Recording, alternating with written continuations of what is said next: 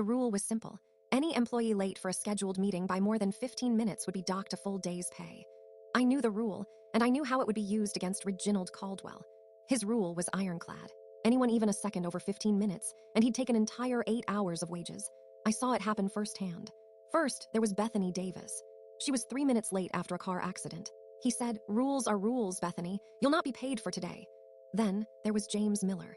He'd rushed to the office after a family medical emergency, arriving 7 minutes late. "I'm sorry for your troubles, James, but company policy stands. You're docked a day's pay." It was infuriating. Reginald Caldwell was a petty tyrant. His behavior was classic authoritarianism, driven by a need for control. At that time, I was managing a project with a deadline just under a year away.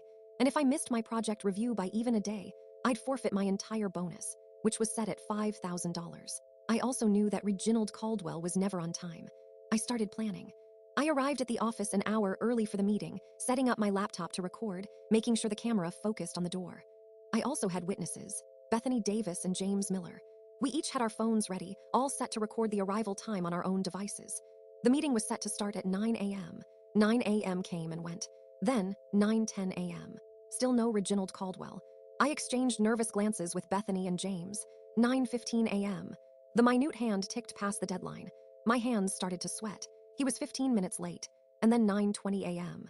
I could feel the anticipation in the air. 9:25 a.m. Was he coming at all? The whispers began. Finally, at 9:30 a.m., Reginald Caldwell breezed through the door, 20 minutes late, casually mentioning, "Sorry I'm late, everyone. Had a slight family emergency. Had to take care of it or I would have been here." I took a deep breath, and I rose from my chair, holding up a copy of the employee handbook. "Reginald," I began, my voice steady, "page 23, section 4.1, you are now in violation of your own policy." Bethany and James immediately started recording on their phones. Just then, Mr. Thompson from Human Resources entered the room carrying a pile of documents. "Reginald," he said calmly, "I've reviewed the security footage. You arrived 20 minutes late. Your family emergency doesn't change the policy. Effective immediately, you are docked 1 day's pay." Reginald Caldwell's face drained of color. The concept of reciprocity had finally caught up with him.